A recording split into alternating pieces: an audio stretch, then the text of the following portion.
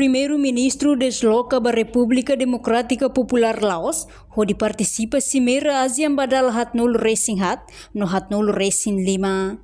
Segunda-feira, primeiro-ministro Kairala Sanana Guzmão desloca ba Laos, atu participa e Cimeira ASEAN badal hatnol racing hat, no hatnol racing 5, nebe se realiza e alorno ualu tolorno sanol racing ida, fulang outubro o tema aumenta a conectividade no resiliência.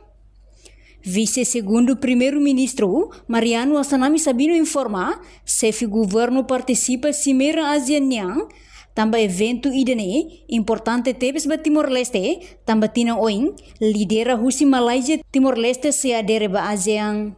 Hafoin husi Laos, chefe governo se continua viagem serviço ba Portugal, ikos mak ihe Indonesia, onde participa a cerimônia tomada de posse presidente eleito República Indonésia, badala ualu Prabowo Subianto e Jakarta. O primeiro-ministro desloca para Laos neba Cimeiro ASEAN.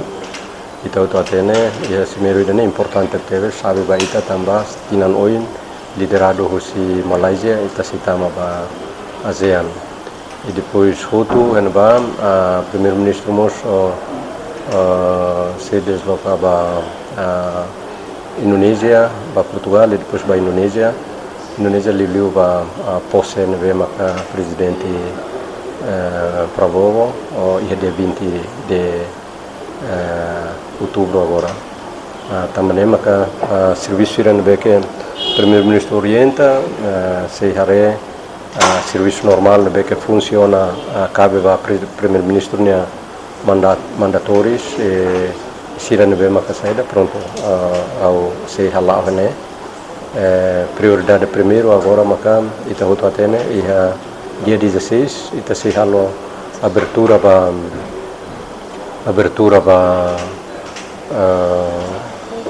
festival Rabilau atividade lu kida nebe maka se liga ba usi dia 16 to 19 nebe maka Presidente da República maka se loke neba e atividade selo pronto liga ba Ministério Sira ninya serviço nebe maka primeiro-ministro Santau Matan hela então atividade ne maka se halau durante primeiro-ministro ayana. Durante chefe governo laia, vice-primeiro-ministro no ministro coordenador assuntos sociais, no ministro desenvolvimento rural no habitação comunitária, Mariano Asanami Sabino maksai coordena governo.